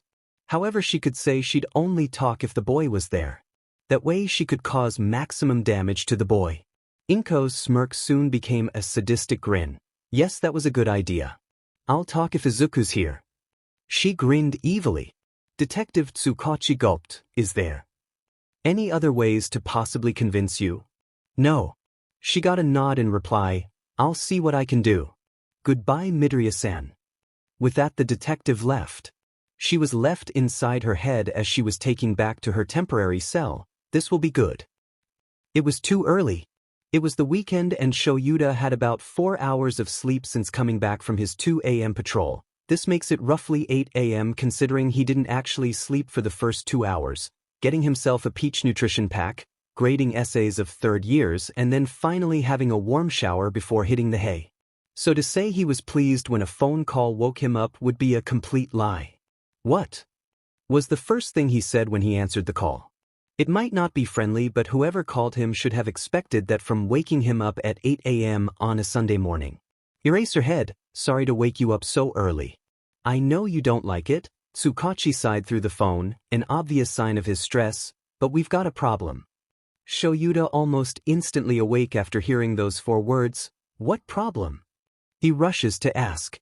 Another sigh. Midoriya Inko. She's only willing to talk if Izuku is there. About a minute later, he processes what that actually means. It means the only way they can even try and get evidence from Inko herself would be by subjecting his kid to their abusive mother. He would hope that anybody would prefer not to do that. Is there any other way? He answered a bit irritated, not at the detective but towards Inko. What made matters worse was if Izuku was to head there, his mother would be reciting years' worth of trauma. He had a feeling this was planned. Unfortunately not. I've been trying to keep people away from questioning Izuku, meaning we need it from his mother. Well, she isn't budging unless we bring her Izuku. You should be allowed to enter with him and she'll be recorded as usual. Tsukachi comments across the line. He sighed again. He was too tired for this and he hadn't had his first cup of coffee yet. I'll speak to Izuku about this and get back to you later today. He decides to say eventually. Thanks, and sorry about this, Eraser. It's not your fault, Tsukachi. With that, he hangs up the phone to make himself some coffee. He knows his kid will be in the living room with his husband, probably watching what Soba was doing right now, or drawing. Both men have found out Izuku is quite good at drawing, whilst his husband got ready for his radio show starting at 11. He sighs again. Today is going to be a long day. It's not your fault, Tsukachi. With that, he hangs up the phone to make himself some coffee. He knows his kid will be in the living room with his husband, probably watching what Soba was doing right now, or drawing. Both men have found out Izuku is quite good at drawing, whilst his husband got ready for his radio show starting at 11. He sighs again. Today is going to be a long day. Shoyuta decided to get dressed in some gray sweatpants, a pink short-sleeved shirt, and some fluffy cat socks Namuri had brought him for his birthday, and made the short trek down the hall to the living room. Once making his way to the living room, he quickly scanned the room, mainly looking for Soba, briefly noticing Zashi brushing his hair while watching the news, Soba on the sofa with most of his hero costume on besides his leather jacket and shoes. Izuku was at the dinner table drawing. He was in another fluffy jumper, this one being a bright, but not blinding, yellow with some dark gray shorts and black just above the knee socks. He headed over to the kitchen to get himself a large cup of coffee with little milk. He had a feeling he was going to need it. His husband was looking at him. Shoyuta could feel it even without looking. It was understandable, though he's never normally awake at this time because there are no lessons for him to teach until the last PRD, because that time was for the heroics class. The support class also had a lesson going on at this time, and any student was allowed inside the school for the entire day, if they pleased. Anyway, he started to make a quick breakfast for himself. He'd assume Hizashi had probably eaten around half an hour before him. "Okay, Sho?" Hizashi asked. It was unusual to see Shoyuta awake so early after all. Shoyuta took a long sip of his coffee. "I need to talk to you before you leave." His voice was serious. There was obviously a problem, so Hizashi too would take this seriously. "Of course. We can do it now if you'd like." Hizashi relied, tone more serious than before. The other man just nodded his head before taking another gulp of coffee before heading back to their shared bedroom. The blonde followed suit. Soba would be able to keep Izuku entertained if need be, and it was probably a good thing the walls are soundproof. Their kid did have the hearing of a fox after all. "What did you need to talk about, Sho?" Hizashi questioned hesitantly. "We have a problem with Inko." His husband sighed. If his memory severed him correctly, and he's pretty sure it is, Inko was Izuku's biological mother. But wasn't she being arrested? What about her? He went to join Shoyuta on the bed, legs hanging off the side and fingers softly tapping his knee. Another sigh. "She won't speak unless Izuku's there." "Ah, Hizashi can see why this is a problem. But didn't they have evidence?" "I know what you're thinking, but Tsukachi believes that we don't know everything about her yet. Remember Trigger?" He nodded. "Yeah, they think she might be related to when those instant villains were popping up. That was a couple years ago, back when Team Ida 10 was top news." He was left in his own mind for a bit. On the one hand, they could get information out of her if Izuku went. On the other hand, they already had enough evidence for Inko to be arrested. It just wasn't worth forcing the already traumatized fox child to relive his past. He wouldn't even say a word or sign about literally anything about his past, so he doubted it would be good. It wouldn't be cool to send him there. He eventually stated. He looked somber before nodding his head slowly and sighing again. "I know, but I feel like he should get the choice, or at least know about this development of sorts. But I dunno." His voice was sounding stressed and disgusted all at the same time. Hizashi hasn't even met the woman, but he feared if he ever did he might punch her in the throat. "It might be a good idea to let him know, but we should make sure that Izuku knows that if he doesn't want to, he absolutely shouldn't have to." He voiced, it might not be the best idea he's ever had, but Hizashi thinks that their kid would prefer to be told than not at all. In reply, he got a thoughtful hum before a murmured thanks. Hizashi smiled softly before his phone went off in his pocket, reminding him that he had half an hour to get ready before heading over to the super fancy part of Mizudafu. He sent an apologetic look over to his husband and went over to the bathroom to do his hair. Once back, the room was empty, so he put his jacket on and went to the living room, meeting Shoyuta and Izuku, who were doing their respective things. It was good to see the nine-tailed child not asking for permission about everything he does. He said his goodbyes to the both of them before putting on his shoes and heading out the apartment. Stressed was not the correct word Shoyuta felt at the moment, but he couldn't think of another way to describe how he felt. The phone call was really playing on his mind, and the thought of what would happen if Izuku agreed, then the fact that Izuku still couldn't keep any food down, besides from the quarter sandwich that was eaten 2 weeks ago and the strawberry and cream, apple, and blue raspberry lollipops he gets whenever he goes to Chio, oh, and the mango nutrition pack he had once. Every other flavor sooner or later was thrown back up or was never eaten because Izuku didn't like the smell. Then a small, hesitant, barely there tap on the shoulder brought the hero out of his thoughts. Looking over, he saw the white-haired, nine-tailed teenager awkwardly fidgeting, a look of nervousness placed on his face. Is everything okay? Izuku signed quickly. At that moment Hisashi walked through the door. Has his show really been on for 2 hours already? The answer was yes, obviously. Let's wait for Hisashi to get changed into some normal clothes and we can talk, alright kiddo? Shoyuta decides on saying before quickly adding, you're not in any trouble by the way. He doesn't fail to notice that a tiny bit of tension left Izuku's shoulders, and it makes his heart melt knowing that it probably took a lot of trust to believe him. But keep in mind Aizawa's not soft. Once Zashi came back and joined them both on the sofa, Shoyuta took a deep breath and began to speak. Izuku, Inko, your mother, is giving us a difficult time, and once again the kid's stiff again, 2 tails wrapped around his waist, another 2 around his wrists, 1 on each shoulder and 1 always remaining near his neck, the remaining 2 tails lying near the thighs of his leg. What do you mean by difficult time? Of course Izuku would get straight to asking questions. Currently, she's refusing to talk unless you're there. He sighed and the white-haired child's eyes widened in fear or surprise. It was anyone's guess. You don't have to do anything you don't want to, and no one's going to be disappointed if you said no. He finished in his monotone voice. Izuku was slightly shaking and Shoyuta sent a concerned glance towards Hisashi who was slowly coming closer to Izuku. That was until the shaky hands lifted up. I'll do it.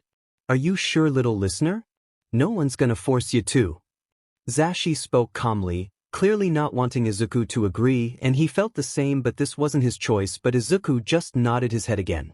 Okay, if you're sure, I'll let the detective know. Just remember kiddo, if you change your mind let us know.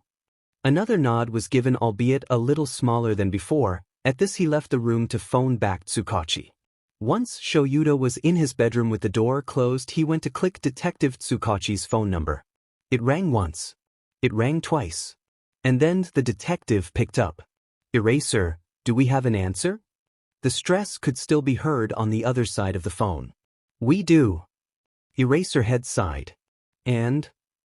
He agreed to go to the integration. Right? Thank you, it'll be Wednesday at 1:40 p.m.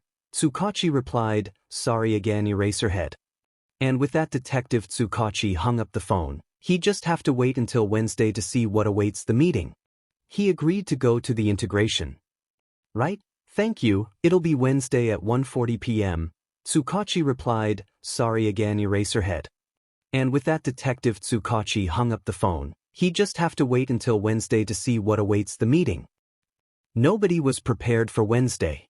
During the week it was very noticeable that Izuku was getting less and less sleep, from napping quite often to hardly sleeping at all. And this worried Aizawa. To add a cherry on top of the stress and paranoia cake, Hisashi wouldn't be allowed into the integration room because he wasn't actually a part of the investigation and was simply another caretaker to Izuku. Simple to say, no one was excited. But Wednesday rolled around quicker than anyone would like. They got to the police station 5 minutes before the dedicated time and was greeted by a random receptionist officer person that frankly Aizawa wasn't bothered to learn the name of, but she obviously knew him. Or better yet, Eraserhead, seeing as he was in hero costume. Izuku was next to him, clutching his hand with a tail and his own hand another with the bear teddy, which Zashi had promised to take care of whilst the other 2 was in the room. Currently he was wearing a large soft gray jumper and a black shorts and rainbow knee-high socks, again with no shoes. Seriously, the kid hated shoes. Anyway, they were both directed to the room Inko was currently in, and was greeted by Detective Tsukachi. Outside they said their hellos, or in Izuku's case, a stiff nod before entering the room. And there sitting in the opposite seat was Inko, hands cuffed behind her back but still with her dark green hair in a neat half bun, much different to Izuku's white, wavy mess of hair. They sat down in their respective seats, Shoyuta in the middle, Detective Tsukachi to the left, and Izuku to the right. Before said detective started to speak. Right? We have our end of the deal, now hold up your end. Tsukachi's tone was serious. Shoyuta also could hear the anger and annoyance for having to drag a child into this. Shoyuta felt the same way. Right. Of course, Izuku baby. It's so good to see you again. I hope these men haven't done anything to you. You know I never meant it to harm you, right? Inko's voice was condescending and both men hadn't failed to notice the short teenager's eyes were practically planted to the floor, and his overall stature would make you think he's a statue. It made Shoyuta angrier, and by the look on the detective's face he was too. Midoriya-san. I know, detective. But can't a mother be worried for her child's safety? Inko questioned in the same condescending tone as before. It made his skin crawl and he didn't like it. Anyways, yes, I did sell and occasionally take drags, but it was the only way to make money, right baby? Her tone obviously wasn't going to change, although it didn't sound like there was some form of desperation in there. It sounded rather fake though. And the question directed towards Izuku made Shuta's skin boil. Everything about this woman sounded fake, and Izuku looked on the verge of melting into a puddle and crying or hiding in the corner of a pitch-black room by himself. He took a deep breath and looked over to Tsukachi or just sat there, waiting. I noticed he would come home sometimes with grazes on the knees from school, and that worried me. So logically I took him out of the school and homeschooled him. You have to understand I was trying my best to be a good mother to my child. Her voice suddenly turned angry at the last two words like she's trying to assert demps. By the way Izuku's eyes widened in what looked like fear. Izuku had heard that tone before and his jaw clenched even tighter, if that was possible. The detective just sighed once it looked like Inko finished her miserable attempt at lying. Midoriya-san, you know what my quirk is, so let's stop this make-believe and get to the truth because what you just said was CR. Let's start with Izuku, okay? What did you do to him? His voice was just as condescending as Inko's, and it was times like these he loved the detective's passive aggression. On the look on Inko's face she didn't agree. Fine. The brat ruined my life. My husband left me because he thought I cheated because my family doesn't have any mutant-type quirks and Hisashi's family, only his aunt with a wing quirk. He decided we should divorce unless I did something to deal with Izuku, so I agreed and we stayed married. When she was talking about this she sounded almost fond or proud of this, and if Shuta's skin wasn't crawling before it definitely was now. Eventually he went to America, but we are still together. He simply couldn't stand the disgrace of our son so he left, and I would have too if it wouldn't have raised too many suspicions, hence I stayed with the brat. She practically spat out. And his son's eyes looked distanced, obviously not taking in everything, and that just added more worry and anger. He really hated this woman, and Shoyuta doesn't say that a lot. One day after visiting my parents another one of his stupid tales popped up, so being the amazing parent I am took him to a quirk doctor. Turns out he didn't have a fox quirk, he had a kitsune quirk or whatever. I knew they got powers with more tails, so obviously I asked. He said most likely not.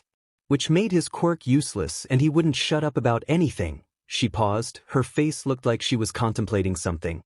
So I trained him of sorts. His 9th tail came in about 3 months ago actually, but no powers to go along with, unlike his friend, Bakugo Katsuki, who had an amazing quirk and personality.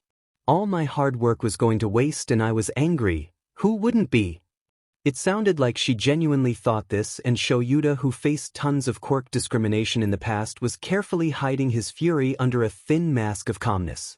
Izuku was not holding up very well, too far lost in his own head. He wouldn't try to disturb him. It was clear as day his kid was dissociating.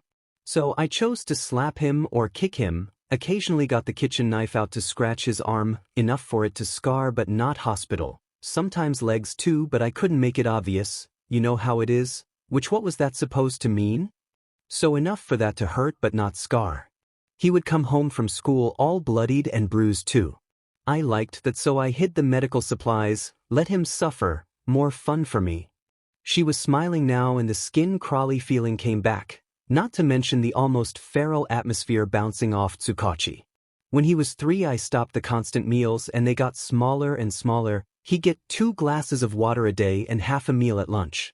Eventually the meals cut down to twice a week I think. I can't honestly remember. Inko giggled like she found that funny. And didn't that explain why Izuku legit couldn't eat anything probably, not even half meals at this point twice a week. Frankly it's surprising the kid's even alive. When guests came round, which wasn't too often after Katsuki-kun stopped showing up, he would get a bit more than half, but by the time he was 5 couldn't keep the DM food down. Ungrateful brat. Inko sked, that's it? Shoyuta took a deep breath to control his rage so as to not choke the woman right then and there, who in their right mind said that so calmly? As for Tsukachi, the feral atmosphere was practically radiating off. It was almost concerning. Almost. Detective Tsukachi huffed angrily, "What's your relation with drags?" "Simple as I sold them and consumed them." The detective nodded again. "Can you tell me specifically what drags?" "Cane was the only one I ever used, maybe, and I used to sell Tirdash." All of a sudden she stopped herself, although both he and Tsukachi heard. Immediately the detective narrowed his eyes and leaned forward. "Were you about to say trigger?" he accused slowly. Inko sighed. "Back in college I gave it to a few willing people, yeah. Eventually it wasn't worth being caught selling it, so I stopped." "Just as you thought someone couldn't get worse?" Shoyuta thought. "Thank you, Midoriya-san. Will get Sansa to escort you to your current cell shortly." "Aizawa-san, Amakun, thank you for coming today." This seems to get no reaction from Izuku, but plenty from Inko. "What do you mean Ayama-kun? He's Midoriya Izuku, unfortunately, not Ayama Izuku?" She all but screeched. Aizawa sat there in disbelief for a moment before standing up slowly. "Sorry to inform you like this, Midoriya, but you lost all custody over Ayama." Shoyuta went to pick up the dissociating teen while Sansa took Inko back to her cell. And honestly, he hopes she stays in one for as long as possible. "What do you mean Ayama-kun? He's Midoriya Izuku, unfortunately, not Ayama Izuku?" She all but screeched. Aizawa sat there in disbelief for a moment before standing up slowly. "Sorry to inform you like this, Midoriya, but you lost all custody over Ayama." Shoyuta went to pick up the dissociating teen while Sansa took Inko back to her cell. And honestly, he hopes she stays in one for as long as possible. Izuku doesn't remember when they left the police station, but they must have, because suddenly there's a cold rush of air hitting him and he couldn't help but flinch at it. Vaguely, he also notes that there are voices. Well, actually there's multiple voices, but there are two he can somewhat recognize as his dad and papa, and someone holding him but not with force. It was gentle, and Izuku feels like he could easily escape from the grasp if he desired to. Not that he did. The touch was comforting and he could feel the texture of capture weapon on his cheek. When had he put his head down? Eventually more voices came and everything was just too much, too many scents, too many voices that he just didn't know. Too much, too much, too much. Izuku can't remember what happened after everything became too much, but once he was sort of, not really, aware in his static-filled haze he wasn't outside. It was warm and something felt familiar about it, but currently he couldn't place what at the moment, but there were syllables being thrown around by his dad and papa, so he could try and make out some of the words. Ku still, sake dash. Take so. Marwertao. This is. More streams of words and syllables were being flown out, but Izuku, still in his haze, was simply content with flowing through the motions, or just until his brain no longer felt like a bunch of cotton was stuffed inside. Saying Shoyuta wasn't concerned was a lie. He was very concerned, ever since the nine-tailed teen was losing his fight of being present in the police station. But what was really concerning was the hour where he just shut down. They didn't have a car with them because it was a 10-minute walk to the police station on the busiest of days, and today wasn't that busy, so it was more of a 5 to 6 minute walk. When Shoyuta had noticed that their kid wasn't doing so well, he immediately let Hisashi know and tried to get to a less crowded part of the streets, a shut-down shop entrance. But no matter how much talking both men did, nothing was working to coax Izuku out of his catatonic-like state, and neither wanted to try and force the teen out of his dissociation. It took almost an entire hour for Izuku to start reacting to stuff again. He was very much still dissociating, but at least he was slowly coming out of it. Both men tried to keep their voices quiet so as to not scare the teen. Soba was trying to claw her way up on Shuta's leg, probably to get more food from him, but he was still holding Izuku in his arms and he feared that the cat would make things worse. Plus, Soba's already been fed her dinner today. It was another 2 hours until Izuku was 100% present. He was signing to both men, although he was staying close to either one. Also, Soba was much happier now that Shoyuta had given the cat extra food. Sure, Hisashi complained, but in his defense she deserved some treats for behaving. Anyways, Izuku was responsive now and it was nearing dinner, the dinner Shoyuta is supposed to cook. He can't be bothered to cook.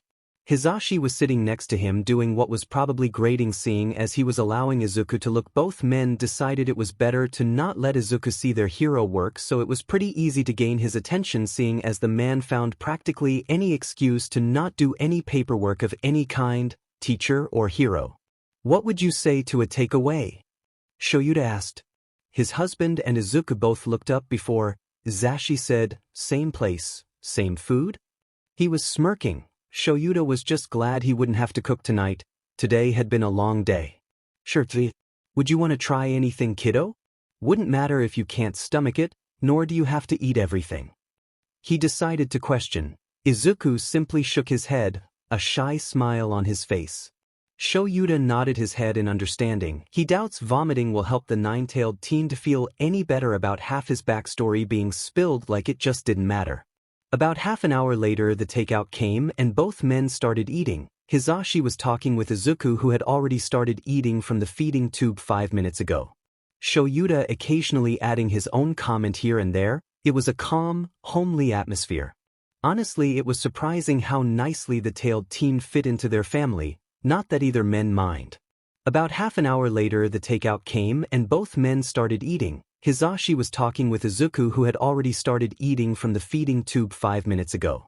Shoyuta occasionally adding his own comment here and there. It was a calm, homely atmosphere. Honestly, it was surprising how nicely the tailed teen fit into their family, not that either men mind. It was when they headed off to bed that Hisashi thought it would be the right time to ask what happened at the police station. He was waiting outside the soundproof room the entire time with Izuku's plushie. One moment, the next his kid practically shuts down. Forgive him for being curious and concerned. Hey Sho. He started off. Yes, Zashi? Shoyuta replied. What did happen at the police station? Hisashi decided to bite the bullet. Shoyuta sat down next to him from doing whatever he was doing and sighed, exasperated. A lot. Do you think Tsukachi would mind if I headed back and punched her? That bad? Zashi. She sounded proud of what she'd done. Like abusing your kid is some kind of achievement. Shoyuta took a deep breath to try and control his anger. For Hisashi, this is one of the few times he's been speechless. She mentioned everything like it was something that everyone did. She stabbed him. What mother does that? A terrible one, that's for sure. He dutifully pointed out. Is there a word better than terrible? His husband frowned. Anyways, we should also try and get some CCTV footage from his previous school as well. From the stuff Inko said, he was probably bullied as well. Poor baby. I'll beat up anybody who dared to hurt him. Hisashi exclaimed. 1. Izuku isn't a baby, he's 13. 2. That's illegal and you'd lose your hero license for it and most likely be seen in court for assault. Shoyuta mentioned in a bored tone. He hated the fact that his husband was very much correct. Anything else I should know? He questioned lightly. He heard another sigh besides him from Shoyuta. Forced quirk development, neglect. It's why he can't stomach anything, because he hasn't been having proper meals since around 3, the drags that you already know, and we were right about her being connected to Trigger. Shoyuta paused, seemingly trying to think if there was anything else he forgot to mention. Father left because he thought wife cheated on him, so he's basically had no interactions with Izuku at all. Hisashi stayed silent, too busy with his anger to speak. Luckily for him, his lovely husband intervened before he thought of something stupid. I know you're angry, I am too. But we've got him now and we'll make sure his life isn't like that anymore. Yeah, you're right. Night Sho, love you. He gave his husband a quick kiss on the cheek, making him blush furiously, but he still got a mumbled night back, so he'll count that as a win. Hopefully it will be a calmer night than it was day. Turns out it was not a calm night. Multiple times they were awoken by small screams and on the last occasion, vomiting. To add, they had to quickly call Recovery Girl and rush off to a hospital because it seemed like the feeding tube was displaced and was causing Izuku some discomfort, which greatly worried the two men at around 4 in the morning. To say Chio was annoyed would be an understatement when she was called so early. She was a bit more understanding when Shoyuta explained the reason for calling. Recovery Girl managed to get to the hospital fairly quickly and put in a thicker tube, saying it should last longer than 2 weeks. However, she was still hesitant to place one through the stomach at the moment and that it might be wise to stay at the hospital just overnight because Izuku seemed rather warm and she's worried he might have some kind of infection. I wouldn't say this was any withdrawal from drags that would have been ages ago. However, the police file does report, if you'd remember, there was mold growing in the room, so it could be pneumonia or something along those lines. I'll bring another doctor to check. Recovery girl stated before heading off in search of a doctor. Turns out Izuku did in fact have pneumonia, which involved a course of antibiotics and a trip back to the hospital in a week's time. Izuku ended up not sleeping for the rest of the night and Shoyuta stayed up with him talking about his class or anything in general. Turns out his kid doesn't like hospitals, no surprise. It was around midday and Hisashi left to go to work ages ago, not before heading back home and grabbing Izuku's plushies. Shoyuta had managed to get Izuku to let him gently brush and plait his white wavy hair. It was surprisingly soft, Shoyuta noted when someone, not a doctor, came in. They introduced themselves as Dr. Shinso, a surgeon. What immediately alarmed Shoyuta but was reassured that Izuku didn't need any surgery and was just there to ask a question. Okay, what question? He asked tiredly. We've got some dogs coming around the rooms today. Would you like for them to come to you? Dr. Shinso asked in a calm tone, a soft smile on his tired-looking face. He had dark purple eyes with white pupils and eye bags underneath, and his dark brown hair reached just below the ear. Hey kiddo, would you want to meet the dogs they've got? It's okay if you don't want to though. Shoyuta parroted back to Izuku, who rapidly shook his head. The surgeon nodded in understanding and said his farewells. Now, contrary to popular belief, Izuku never had a problem with dogs despite the stories that kitsunes and dogs never got along. It was, however, when he was 9 his fear of dogs came. It was a normal day, he was allowed to go to school and people made fun of him for having a weak quirk and the like, and he was just excited to enjoy his slow walk home before facing his mama. Maybe he could even go to Auntie's house, if Kakin let him. After school he was skipping happily back, lost in his own thoughts when he suddenly bumped into something. He looked down to find it was a puppy with dark chocolate-colored fur. He knelt down and apologized to the dog. He decided to name it Coco even if it did have a name before reaching his hand out. Coco sniffed his hand for a bit before gently liking it, making him giggle before a woman left the shop she was in, and Coco must have been her dog because she shrieked, "Princess, get away from the child now." The shrieking must have caused Coco, actually known as Princess, to startle because then she bit down on his hand, drawing blood. The woman, a lady probably in her mid-20s with long orange hair and bright red lipstick, carefully picked up her dog and muttered a stream of curses before leaving the bleeding child there. Fortunately, it didn't get infected and he managed to sneak in a bandage before Mama noticed, but ever since that day he has been terrified of dogs, or better yet, the owner of the dogs. Either way, if he ever saw a dog he tended to steer clear of them and say it had something to do with his quirk, which is why he doesn't like them. His dad asked if he was okay, slightly worried in his tone, which Izuku was confused as to why it was there, so he signed his fear of dogs and the story.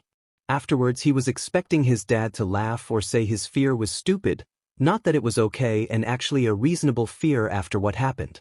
Then he went back to plaiting his hair until the doctor gave him the okay to go back to home, where they met Papa after he came back from UA. Katsuki might possibly be going insane. The court meeting to judge Auntie Inko's innocence was in less than a month and he'd be starting his 3rd year of middle school by then. All the extras that kept following him kept pushing to see what had gotten him so angry lately, which wasn't their business. They didn't know Auntie Inko. He did. So he dutifully told them all to F off. Anyways, the lackeys at school wasn't a problem, nor was school a problem at all. He aced all his classes and was the top of all the subjects. He wasn't the first to hand in homework or assessments, but he'd always do it before the deadline and he'd always get top marks or close to top marks as well, and he always got praised about how amazing his quirk was. During quirk practicing or during lessons, the teacher at the time would always exclaim how wonderful it looked or how powerful it had gotten, whilst the extras in class stared in awe. He was the best. However, being the best wasn't getting very far with helping Auntie Inko. Katsuki had gone down to the police station where Auntie was currently being held, or was he hadn't actually gotten much information and told them to let him see her, but you needed proof of being related to the case, a family member or had a guardian with him. Of which he didn't have the proof and he had gone straight after school, so his parents weren't there. That frustrated him beyond belief, so he had demanded to see the person in charge of the case instead and was finally allowed to see someone called Detective Tsukachi. Which led to now, currently sitting in a meeting room at a police station in front of some plain detective. The detective looked done, if Katsuki were being honest, like he didn't want to listen to the information he had. And it shouldn't be like that. He was about to prove someone who has been seen as guilty innocent. He was about to right their wrong, and he would be praised for it just like with anything else in his life. Maybe this way he could even get a recommendation to UA for helping debunk a false crime, and shitty Deku could be put behind bars instead. Anti-Inko isn't FANG guilty, he declared. What? Detective whatever his name was sputtered. So he didn't know she was innocent. This makes it way better, and that recommendation to UA so much clearer in sight. He was the best after all. You heard me. Anti isn't FNG guilty. The detective gave him an unamused look which angered the already angry blonde even more. How dare the stupid detective think he was joking? What makes you think that? Because I know Anti would never do something like that. She couldn't even hurt a shitty fly even if she tried without bursting into tears. That's just who she is. I'll listen to your cause then. But first, what's your name? The detective said whilst turning a voice recorder on. Bakugu Katsuki. Right, Bakugu-kun. I'm obligated to tell you that my name is Detective Tsukachi Naomesa and my quirk is called Lie Detector. I can tell if someone is lying or not. For the recording, it is currently 4:32 in the afternoon, and this is related to the case of Midoriya Inko. Detective Tsukachi informed in a clear professional voice. Good, at least Katsuki was being taken seriously now. Bakugu-kun believes that Midoriya-san is innocent. Of course she effing is. And we are currently waiting for the evidence that he has to prove that she is. The detective finished. Well, for one, every time I came over around her and Deku's house, she always fed me before I left or gave me little snacks. And I've only ever seen her drunk once, and according to my mum, I've never seen her do any form of drags ever. He stated confidently with a smug look on his face. Detective T just hummed, and Katsuki took that as a cue to carry on. Also, Deku has lied before, he always has. How he's managed to convince an entire police department and heroes is honestly beyond me, but whatever. He told me once that Auntie had locked him in his room for 3 months, which was bullshit by the way. So I went other to his apartment to see Auntie, 'cause I hadn't seen her in a while at the time and she was being all caring to the shitty nerd, and I went round their place a lot to see her, so I think I'd know if she was ever abusive or took some drags. The detective hummed again, but in a different tone, before sighing and looking at Katsuki straight in the eyes. You remember what my quirk is, correct? Of course I do. Are you mocking me or something? Then you know I can tell when you're lying or not, even if you don't believe what you said is a lie. And the only thing that came as true in all your evidence was that this person called had been locked in their room for 3 months, and that you went over to see Midoriya-san often. The plain-looking man's eyes narrowed even further. Everything else was a lie. And we have the evidence from Midoriya-san herself to prove she is guilty. Katsuki just sat there in disbelief for a while. How could they have not believed him? Everyone else believed him. Boys. No questions asked, and they didn't need some fancy quirk to do so either. The only logical conclusion would be, shitty Deku's obviously got some manipulating quirk as well. Bakugu, I've heard your cause now, and I would ask for you to please exit this room. Time dash. Before Detective Tsukachi could finish, Katsuki cut him off again. No. You listen here, you shitty detective, what I said was all true. And obviously that if a stupid Deku has manipulated all of you into believing what he said was true. He screamed out. Normally Katsuki would respect the police, but currently he needs to prove them that they're being used like puppets on a string. Bakugu, we got the evidence from Midoriya-san herself. This has nothing to do with whoever Deku is, and I'll ask again for you to please exit the room. No. I'll prove to you that I'm not lying. Even if I have to beat the information into your shitty skull. Can someone please come over to meeting room 2, please?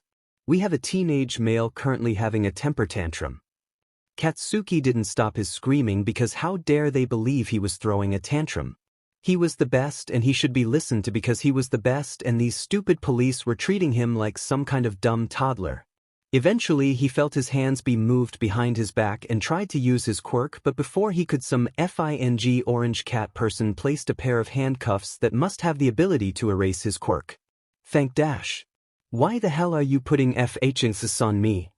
Katsuki screeched before being pushed out the room by the same person who put the cuffs on him. Behind him, he could hear the detective say that the meeting was over. In the end, Tsukachi ended up dropping Bakugo off with Sansa and just a warning for disturbing the peace. To say that Bakugo's parents were pleased was a lie. They looked furious at their son, while the mother did anyways. The father looked more disappointed than anything. He suggested to them to put their son in anger management counseling and left to head back to the station. He thanked Sansa for his help and immediately went over to the coffee machine. Sometimes Tsukachi had to wonder if he'd even be sane if Sansa wasn't around to help as often as they were. After finishing 2 cups of black coffee, he went back to the paperwork he was doing beforehand and wrote a quick reminder on a yellow post-it note to call Aizawa about Bakugo. He has a feeling who this Deku might be. Masaru isn't sure what went wrong. Yes, Katsuki was always a little on the aggressive side, but so was Mitsuki, so he just guessed his son took it from his mother. Like mother, like son after all. But this is honestly making him see his son in a completely different light, and he thinks he failed as a parent towards Katsuki. Masaru must have, or else he wouldn't be sitting across the sofa from his son with Mitsuki after he just came back in a pair of HDCFFs and a warning for disturbing the peace. However bad it sounds, Masaru believes that probably wasn't all he did. Mitsuki cut off the suffocating silence in a stern voice. One Masaru has only ever heard once when Katsuki was only 3 and had poured mud on a poor girl's head. Bakugo Katsuki, what were you even doing in a police station to begin with? His son just made a tch sound in acknowledgement but didn't say anything other than that. Surprisingly, his wife had managed to keep her cool too, not that he ever doubted she could. It was just Masaru knew Mitsuki preferred shouting as a way to get her points across. She does it to everyone, no one's immune from that treatment. Except maybe Izuku, who ended up crying when she did, and her baby niece. I'm not going to ask again. What were doing? Police station. It wasn't a question, it was a statement. I was doing what was right. Katsuki yelled. Masaru blue screen. He doesn't mean to sound rude, but if their son was doing what was right, Masaru doubted it would end up with him in HDCFFs. What do you mean by that, Katsuki? Masaru dared to question, recovering slightly quicker than his wife from the previous statement, although he instantly regretted even asking. If looks could kill, Masaru would be a very dead man. You know, freeing Antiano from a prison sentence, stupid old man. It was a good thing they lived in a detached house, or else they might be having the police around again if this is how the conversation was going to go, yet again for disturbing the peace too. His son could be loud. Don't yell at your father. He's done nothing wrong. And what do you mean freeing Inko? Mitsuki took a deep breath. Trying and doing a rather good job of Masaru would add to calm her anger. People go to courts for a reason, and it's not like she's currently being held at the police station. Where else would she be held? We don't know. Masaru was interrupted with a loud popping sound. What do you mean, you don't know? His son sneered at him. It hurt, if Masaru was honest, to see his son acting so violently towards him, although he'd rather that than towards some unfortunate police officer simply trying to do their job, or kami forbid a classmate. It's exactly what it says, Katsuki, we don't know. His wife said, dangerously calm. TC, stupid FNG, Deku must be manipulating you as well. Katsuki mumbled, just loud enough to hear whilst leaning further into the sofa he was currently sitting on with his arms crossed. What? We're not being manipulated, Katsuki. Also, who the hell do you have the right to call someone Deku?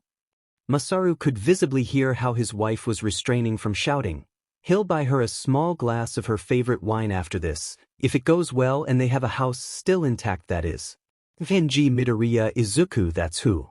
Been manipulating all the dumb extras at that stupid station, the heroes, and no, you too, obviously. Masaru was speechless. He didn't believe his son. Neither of them have seen Izuku in over a year, so it would be impossible for them to even be manipulated by the white-haired teen if they haven't even made eye contact for 12 months. Are you delusional? His wife asked, dumbfounded. He doubts Mitsuki was even aware of the words that just came out of her mouth. What? And oh, I'm F not you oh. I'm the best. Not like those F extras at school, they're the ones who are delusional thinking they can even stand a chance at becoming hero. Katsuki screeched. It was saddening to hear their son think so low of people. Masaru would definitely speak to Mitsuki about those anger management lessons. Suddenly Mitsuki stood up and Masaru looked in her direction to see her crying. She went over to Katsuki and simply put her hand out in front of the blonde teen. Give me your phone. What, no way, old hag. Katsuki looked directly at his mother, who still had tears slowly running down her face.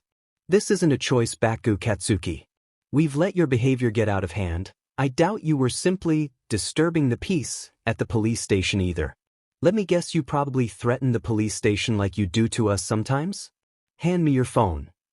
Mitsuki's voice was cold and surprisingly unwavering despite the tears still falling. Katsuki eventually handed his phone to her and she immediately put it in the pocket of the baggy pale orange hoodie that was actually Masaru's. She was currently wearing over a pair of black washed-out jeans. Masaru, can you remove his door, please? Mitsuki's cold-sounding voice asked. He quickly nodded his head and went up the stairs. He could hear Katsuki screaming at Mitsuki about how unfair it was.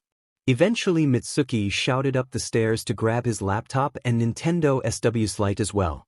Throughout removing his son's door and removing the electronics from the room, all Masaru could think of was, what went wrong? He never remembered teaching Katsuki to behave like he was the best, but all the praise he gave him when his quirk first came in must have given him that mindset.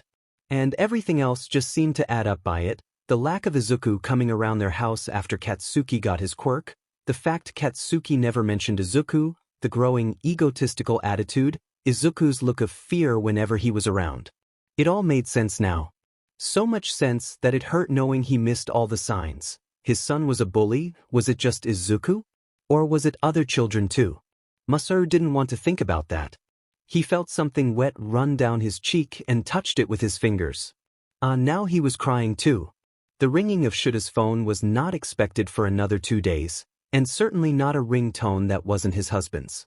Currently he was at his apartment with his teenage son for a 3-day weekend whilst Zashi had to go to work.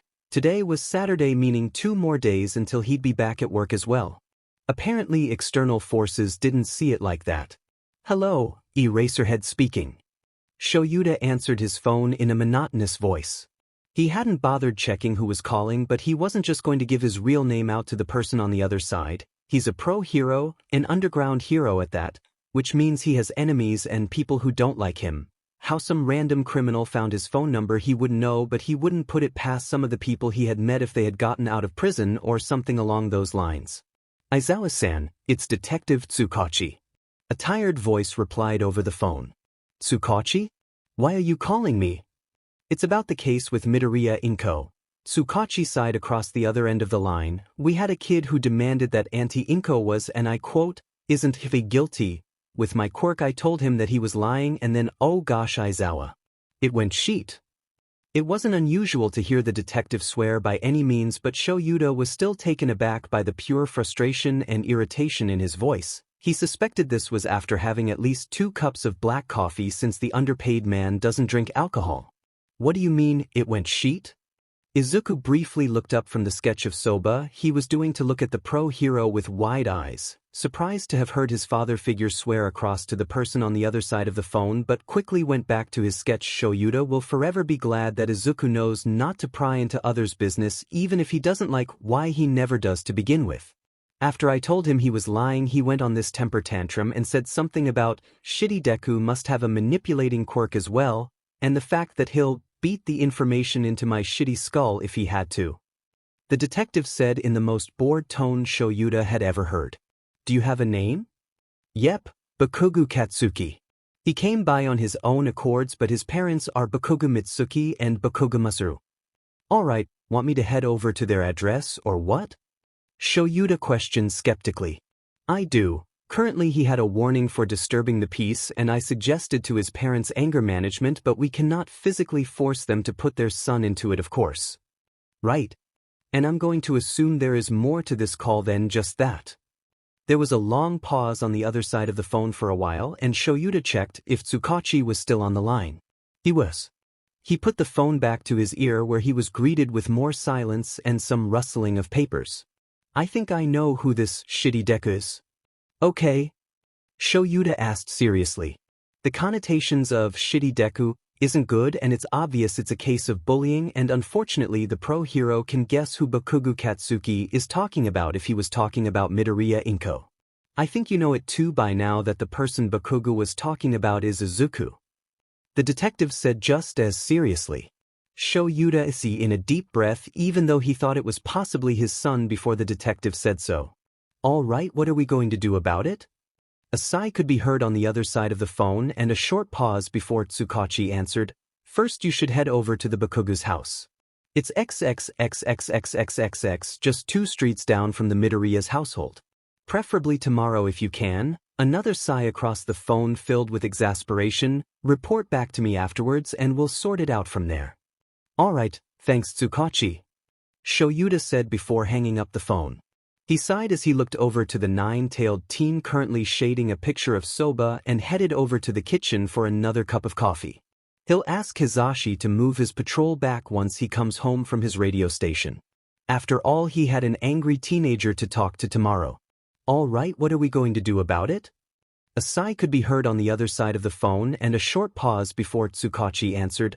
First you should head over to the Bakugo's house. It's XXXXXXXX, just 2 streets down from the Midoriya's household. Preferably tomorrow if you can. Another sigh across the phone filled with exasperation. Report back to me afterwards and we'll sort it out from there. Alright, thanks Tsukachi. Shoyuta said before hanging up the phone. He sighed as he looked over to the 9-tailed teen currently shading a picture of soba and headed over to the kitchen for another cup of coffee. He'll ask Hizashi to move his patrol back once he comes home from his radio station. After all, he had an angry teenager to talk to tomorrow. Hizashi did move his patrol back, no questions asked. It means I get to spend more time with our lil listener. Which left Shoyuta unfortunately having to wake up early on Sunday to head over to the Bakugo's household. He was not pleased. One trip on the train later and Shoyuta found himself outside of the Bakugo family front door. Silently wishing that he had some coffee, he went to knock on the front door. He heard some shouting before some footsteps headed towards the general location of the door. Once opened, there was a woman standing in a white tank top and gray jogging bottoms. In all honesty, she looked like she had just gotten out of bed. And that was probably true considering it was a Sunday and only 8:45 in the morning. Who are you? The blonde woman asked. I'm pro-hero Eraserhead, ma'am. Am I correct in assuming you are Bakugo Mitsuki? Shoyuta asked in his no-nonsense, monotonous voice. I am. But I've seen loads of heroes and my brathive loves them, but I've never heard of you. Bakugo Mitsuki said skeptically. Shoyuta just sighed and pulled his hero license from his utility belt to hand over to the brash woman. She looked over it for a bit before her eyes widened and gestured for him to come in. Let me just change quickly and call my husband downstairs. I think I know why you want to talk to us. Bakugo-san said before hurrying up the stairs. Shoyuta took this opportunity to quickly take off his shoes and snoop around the house. It was large, with the staircase having pictures of the family of 3 going up the stairs. He counted 2 that had Izuku in. The first neither could have been older than 2, and the second he'd assumed they were about 7, and his son was next to a man he'd guessed Bakugo Masaru wrapping 2 tails around his leg, whilst a young boy Katsuki, he was fairly sure the kid's name was standing further away with a wide, almost devilish grin and making a thumbs up towards the camera. The rest of the photos were either just the blonde-hair kid playing in the park, first day of elementary school, first day of middle school, and there was one of the couple when they got married. Shoyuta allowed himself to venture further into the house and sat on a brown sofa directly opposite another brown sofa with a fancy feature wall at the back. On the left was a large flat-screen television hanging up neatly on the wall directly in the middle of the coffee table. He peeked quickly into the kitchen, but it was relatively small and looked very ordinary. He heard 2 sets of footsteps heading down the stairs, and when turning to look he saw Bakugo Mitsuki standing in a white top, purple cardigan and a black pencil skirt, and her husband in a plain cream polo shirt and tan trousers. It reminded Shoyuta of the kind of people who play golf for fun and head to golf clubs.